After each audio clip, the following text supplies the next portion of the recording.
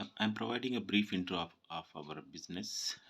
We have five scientists mainly focusing on battery research, and me and my friend Akhil are into marketing and sales. I look into manufacturing process improvements also. And we are a registered firm in Pune. We have designed a process to create a sodium ion battery. We are applying for patents in and will be getting patents. Uh, we already have connected with lawyer, and we will be getting a provisional patent soon. And we plan to file non-provisional patents also. We have discussed with certain potential clients, just to name a few: Jindal Solars and Kala Gensets and Solar, and I think Bajaj Auto also my friend knows.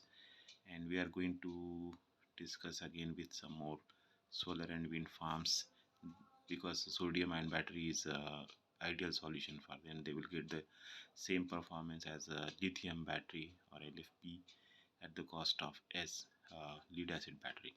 So very ideal solution for them, and we expect to grow at a rapid phase, because at present in India there is not a big firm, or I will say not a single firm which produces this kind of batteries.